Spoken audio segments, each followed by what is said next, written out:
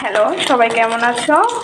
এই তো তোমাদের সাথে আরেকটা ভিডিও শেয়ার করতে চলে আসলাম। আজকে হচ্ছে কচুরলতি দিয়ে চিংড়ি মাছ রান্না করব। এই তো কচুরলতি, আর এখানে হচ্ছে চিংড়ি মাছ তেলে শুকনো লঙ্কা আর কালো জিরে দিয়ে ভাজা করে নিচ্ছি চিংড়ি মাছটা। তারপরে মশলাগুলি দিয়ে দেবো। আজকে তো সরিষা বাটা চিংড়ি মাছ দিয়ে কচুরলতি রান্না করব। তো এই তো চিংড়ি মাছ আমার ভাজা শেষ। এখন সরিষা বাটা আর মরিচ বাটা দিয়ে একটু কষিয়ে নেব, আর সাথে একটু হলুদ দেবো, অবশ্যই হলুদ লবণ।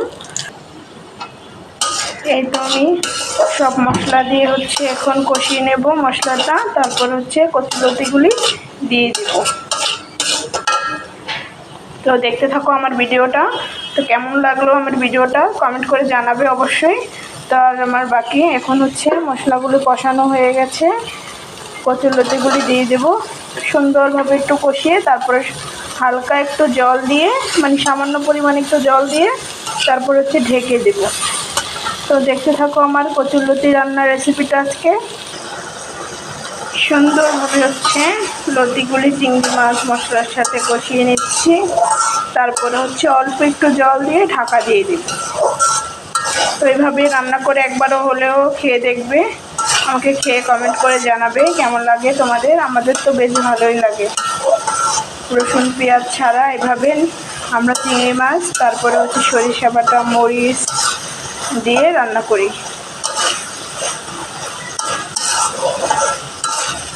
তো আমার রান্নার চলছে।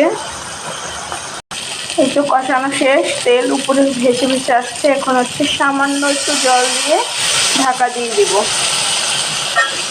জল দিয়ে একটু নাড়াচাড়া করে নিচ্ছি, আর জল দিতে হবে না। এতেই কচুরলতিটা ভালো মতো সিদ্ধ হয়ে যাবে। তো এখানে আমি লবণ একটু চেক করে নিয়েছি। অবশ্যই একটু চিনি দিয়ে দেবেন। আসলে কচুরলতি মানে এইসব কিছুতে একটু চিনি দিলে অবশ্যই স্বাদটা একটু হলেও বাড়ে। তো ট্রাই করে দেখবেন একটু। তো এই তো আমি 5 মিনিটের জন্য ঢাকা দিয়ে রাখবো। তারপরে অবশ্যই 5 মিনিট পরে তোমাদের সাথে শেয়ার করব। 5 মিনিট হয়ে গেছে। এই তো এই পর্যায়ে সিদ্ধ হয়ে গেছে ভালোভাবে, একবারে নরম হয়ে গেছে। আর ঢাকা দিতে হবে না, এভাবে একটু রান্না করে নামিয়ে নেব। এই তো আমার কচুরলতি রান্না একবারে শেষ। দেখো কত সুন্দর দেখাচ্ছি।